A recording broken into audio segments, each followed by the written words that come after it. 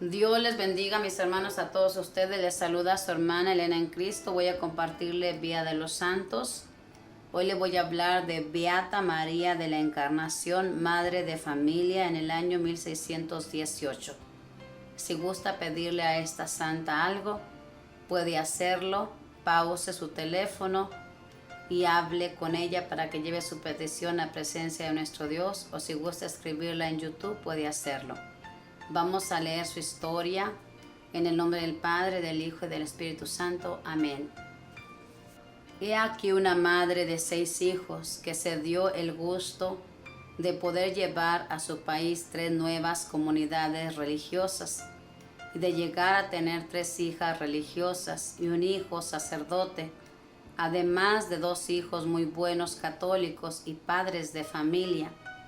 Nació en París en el año 1565, de noble familia. Sus padres deseaban mucho tener una hija y después de bastantes años de casados no la habían tenido.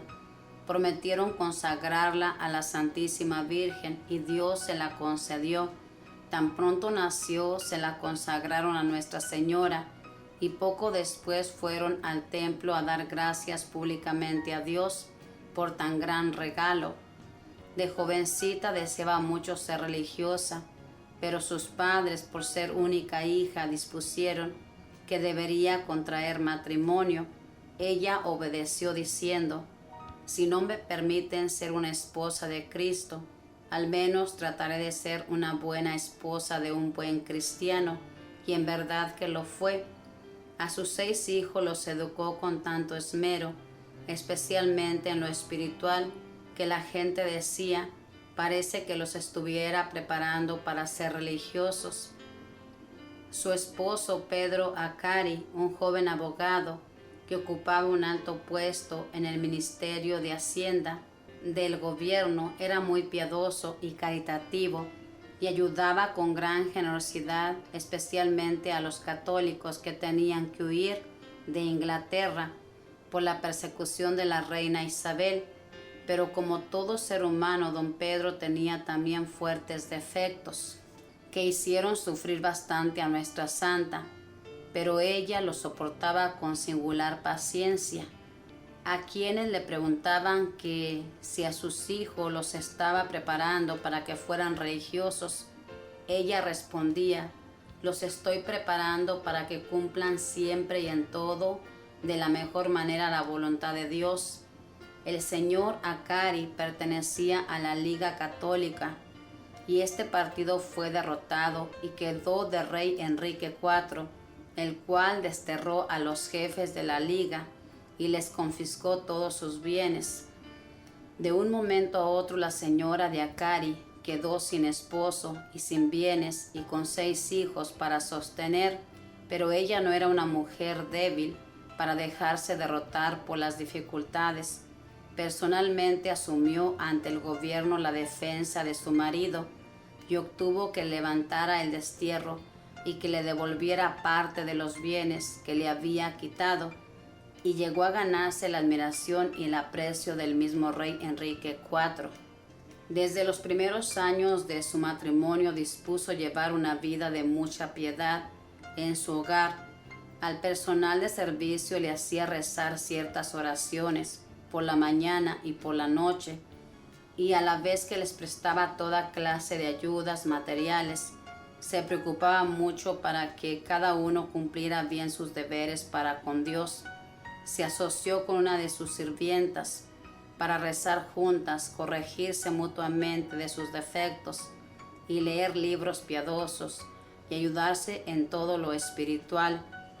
La bondad de su corazón alcanzaba a todos, alimentaba a los hambrientos, visitaba enfermos, ayudaba a los que pasaban situaciones económicas difíciles, asistía a los agonizantes, instruía a los que no sabían bien el catecismo y trataba de convertir a los herejes, a los que habían pasado a otras religiones, y favorecía a toda la comunidad religiosa que le era posible. Su marido a veces se disgustaba al verla tan dedicada a tantas actividades religiosas y caritativas, pero después bendecía a Dios por haberle dado una esposa tan santa. La señora de Akari se hizo amiga de una mujer mundana, la cual empezó a tratar en sus charlas de temas profanos y a iniciarla en lecturas de novelas y de otros escritos no piadosos. Esto la enfrió mucho en su piedad. Afortunadamente su esposo se dio cuenta y la previno contra el peligro de esa amistad y de esas lecturas y empezó a llevarle libros escritos por Santa Teresa. Estos libros la transformaron completamente. Otra lectura que la conmovió profundamente fue la de las Confesiones de San Agustín. Una frase de este santo que la movió a dedicarse completamente a Dios fue la siguiente: muy pobre y miserable es el corazón que en vez de contentarse con tener a Dios de amigo, se dedica a buscar amistades que solo le dejan desilusión.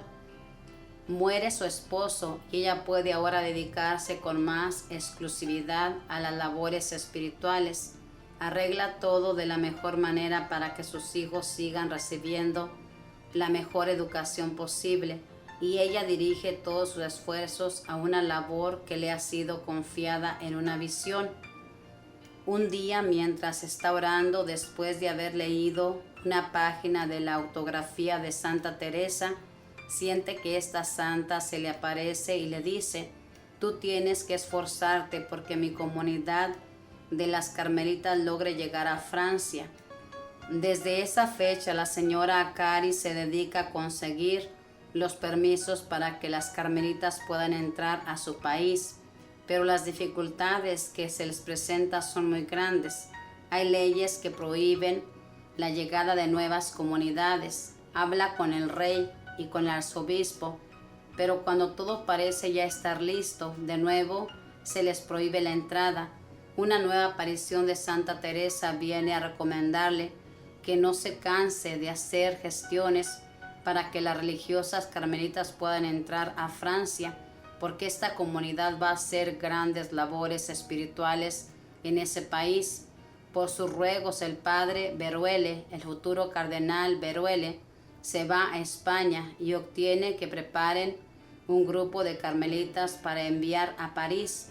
Y mientras tanto, la señora Akari sigue en la capital haciendo gestiones para conseguirles casa y obtener todos los permisos del alto gobierno. Nuestra santa no es de las que se quedan con los brazos cruzados. Sabe que a París ha llegado el famoso obispo San Francisco de Sales a predicar una gran serie de sermones y lo invita a su casa, y este santo apóstol, que es admirador incondicional de los escritos de Santa Teresa, se le convierte en su mejor aliado y habla con las más altas personalidades y le ayuda a conseguir los permisos que necesita. Otro que le ayuda mucho fue el abad de los Cartujos, que era su confesor, y entre todos logran conseguir del Papa Clemente VIII un decreto permitiendo la entrada de las hermanas a Francia. Un ideal conseguido. En el año 1604 llegaron a París las primeras hermanas carmelitas. Iban dirigidas por dos religiosas que después serían beatas, la beata Ana de Jesús y la madre Ana de San Bartolomé. La señora de Akari, con sus 3 hijas, las estaba esperando en las puertas de la ciudad, y con ella la mejor de la sociedad, cantando el Salmo 116, alabad al Señor todas las naciones, aclamadlo todos los pueblos. Entraron al templo para dar gracias y luego las acompañaron a la casa que les tenían preparada. Poco después las 3 hijas de la señora Akari se hicieron monjas carmelitas y luego lo será ella también. La comunidad de las carmelitas estaba destinada a hacer un gran bien en Francia por muchos siglos y a tener santas famosas como por ejemplo Santa Teresita del Niño Jesús, la beata de la cual estamos hablando en esta biografía. Tiene la especialidad de haber sido una de las monjas más especiales que ha tenido la Iglesia Católica, madre de 6 hijos, 3 religiosas carmelitas, un sacerdote y 2 casados, viuda, dama de la alta sociedad, y termina siendo humilde monjita en un convento donde su propia hija es la superiora, no es un caso tan fácil de repetirse.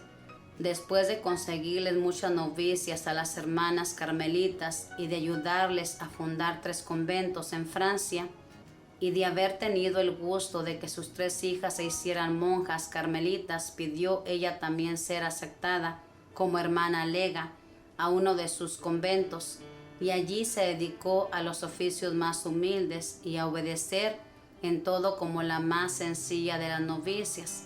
Al ser nombrada su hija como superiora del convento, la mamá de rodillas le juró obediencia.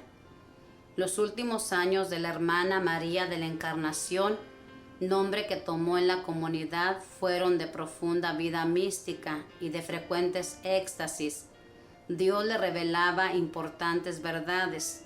Estas elevaciones espirituales que en la vida de matrimonio le traían serias dificultades, ahora en la vida del convento las podía gozar mucho más tranquilamente.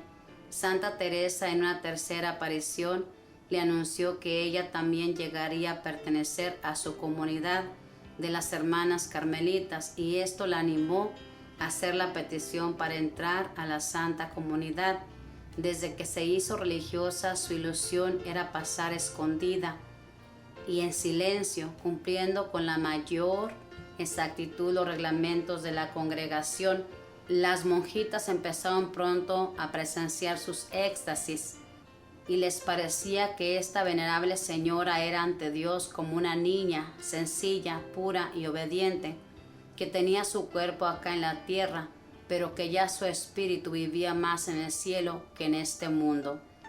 En abril de 1618 enfermó gravemente y quedó medio paralizada. No se cansaba de bendecir a Dios por todas las misericordias que le había regalado en su vida. A una hija que lloraba al sentir que se iba a morir le decía: «Pero hija, te entristeces porque me marcho a una patria mucho mejor que esta». Y su lecho de muerte se convirtió en una cátedra desde donde enseña a todos la santidad. Sin cesar recomienda a quienes la visitan que no se apeguen a los goces de la tierra, que son tan pasajeros, y que se esfuercen por conseguir los goces del cielo, que son eternos. Las hermanas le preguntaron: ¿le va a pedir a Dios que le revele la fecha de su muerte? Respondió: no, yo lo que le pido a nuestro Señor es que tenga misericordia de mí en esta hora final. Otra le preguntó: ¿qué le pedirá a Dios al llegar al cielo? Le pediré que en todo y en todas partes se haga siempre la voluntad de su querido Hijo Jesucristo.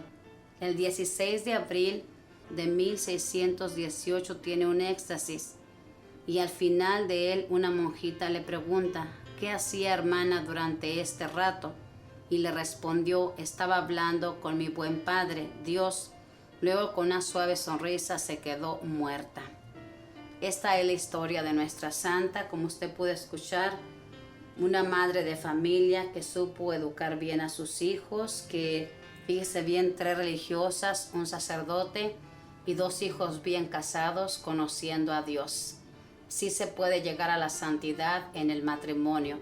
Solo basta que nosotros queramos llegar a la santidad y hablarle a nuestros hijos, a nuestros nietos, que estamos llamados a la santidad. Esta santa los educó. Dice aquí que la gente, cuando los miraba, pensaban que lo estaba educando para ser religiosos. Cosa contraria en nuestro mundo en este tiempo, que nuestra familia, nuestros hijos, nuestros nietos, ya no se les habla de Dios. Se educa para este mundo, pero no se educa para la vida eterna. Ojalá que tomemos conciencia y que busquemos que se haga la voluntad de nuestro Dios. A esta santa le preguntaron que qué le iba a pedir a Dios. Lo que le iba a pedir es que se hiciera la voluntad de su Hijo amado Jesucristo. No hay nada más agradable para nuestro Dios que nosotros hagamos la voluntad de nuestro Dios, aunque nos duela, aunque no nos guste. Que se haga tu voluntad, como lo rezamos en el Padre Nuestro. Ojalá que imitemos la vida de los santos y que nos dé fuerza y valor, porque ellos sufrieron grandemente. Esta mujer se enfrentó con problemas, pero no desistió, siguió adelante con lo que Dios le había encomendado. Allí en su matrimonio llegó a la santidad. Lo mismo nosotros también podemos llegar a la santidad si nos esforzamos en este camino que Dios nos invita todos los días. Que Dios les bendiga, que la Madre del Cielo les proteja y que los ángeles cuiden todos sus pasos, y que esta santa interceda para que seamos buenas madres, buenas abuelas, buenas esposas. Bendiciones.